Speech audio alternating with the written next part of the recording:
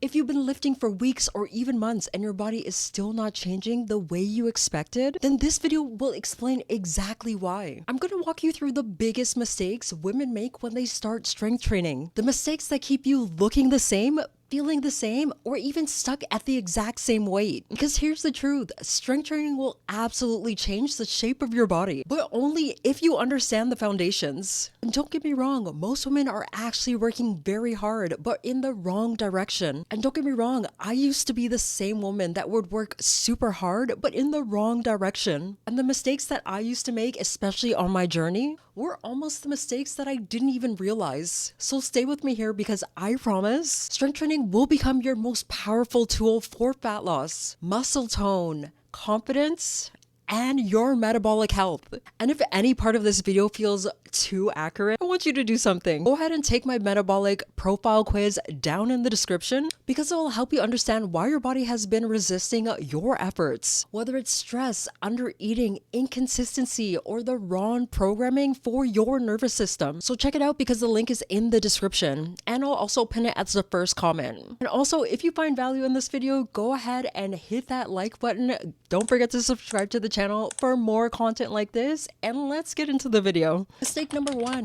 lifting too heavy way too soon. When most women start their strength training journey, they equate heavy with effective. And I get it, it feels super empowering to lift heavy, especially as a beginner. But here's the mistake that I see way too often. You start lifting way too heavy before your technique is actually stable. And then what happens is your reps are shorter. Your range of motion completely collapses, and your form compensates with other muscle groups, which can lead to injury, instead of stimulating the entire muscle group that you were intended on stimulating. So you only hit the easiest or the shortest part of the actual motion. So let me explain something important to you. Half the reps equals half the muscle stimulus, and you can't shape a muscle you're not training through its full length. So because you see online heavier equals more progress, which it actually is, but only if you actually are in control of the full movement. So think about it like this.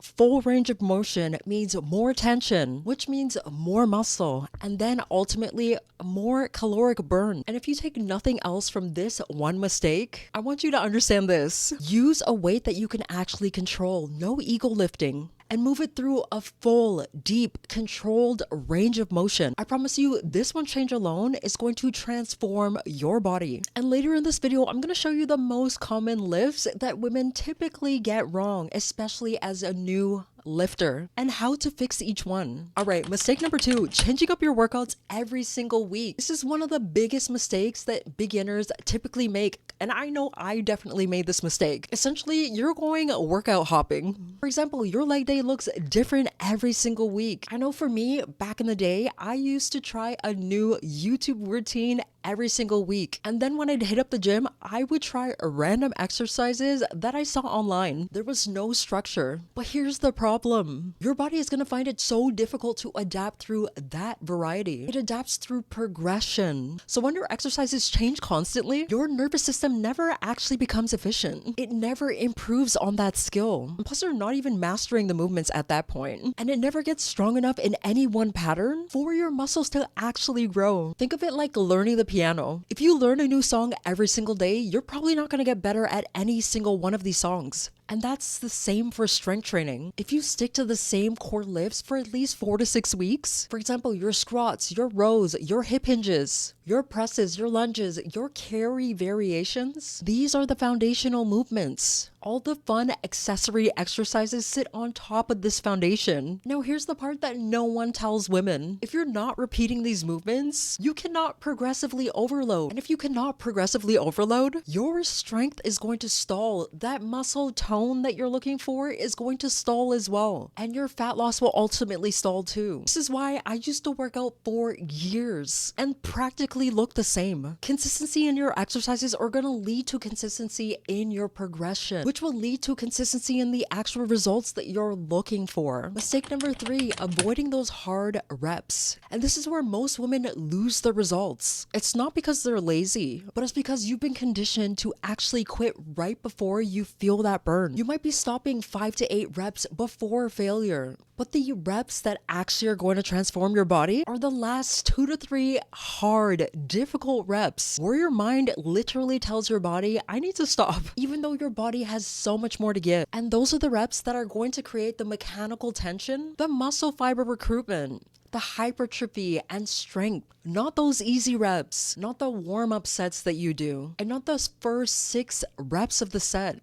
It's the reps that you don't want to do that's going to create the body that you want. Now, this is very important. Of course, I don't mean pushing yourself to injury. And of course, not going to the point where your form is starting to take a hit. This is how you're going to start seeing changes in your body. All right, mistake number 4, resting too little or not enough. All right, depending on the exercises or the structure of the program, if you're resting too little, especially for strength training, if your ATP hasn't recovered, then your performance is going to drop. And ultimately, you're going to start to live lighter during the next set. Your reps are going to get sloppier. And this is going to lead to less muscle growth. On the flip side, if you're resting too long, like if you're sitting on your phone for like 5 minutes in between sets, you're losing training density. And this is going to lead to less stimulus. You need to rest just long enough to recover, but short enough to maintain intensity. And this one change alone will make your workouts feel 10 times better. All right, mistake number 5, training the same muscle groups too often. For example, if I want to grow my glutes, I need to hit them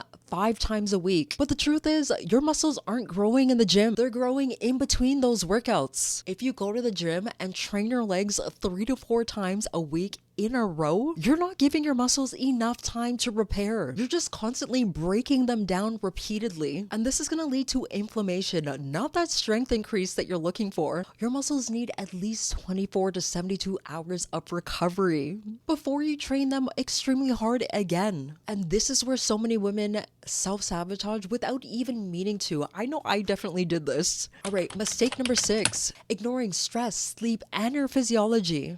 I know a lot of women underestimate how much their nervous system impacts your body. You can do every workout perfectly, but if your stress is high and you're barely getting enough sleep, you're constantly underfueled because you have so many things going on. Your body literally cannot build muscle efficiently. Your high cortisol is going to reduce that protein synthesis. That low sleep reduces your strength output, and undereating lowers your recovery. So if your training isn't working, it might not actually be your workouts. It might be your physiology. And this is exactly why I built the metabolic pattern quiz, because most women aren't necessarily struggling with their workouts. They're struggling with their nervous system states, their stress patterns, their undereating, of course they're overeating, those weekend resets, or strictly just overwhelmed. So once you start to tackle these things and your training, everything begins to fall into place. Mistake number 7, not tracking anything. Now, if you don't know what you've lifted last week, how are you going to improve for this week? And this is the number one reason why beginners stay stuck. You need data to create that progression. Tracking is going to give you that clarity, direction, and motivation, that objective progress, and the ability to progressive overload over time. So you can literally write in your notes, I did squats this week for 45 pounds and 8 reps. And the next set, I did 45 pounds for 10 reps. Next week, you go ahead and update and say that you did that 45 pounds for 8 reps and you did 50 pounds for 8 reps this time. And that's progress. And that's how your body changes. All right, so those are the biggest mistakes that women typically make when they start their strength training journey. So if you have any questions, go ahead and comment down below.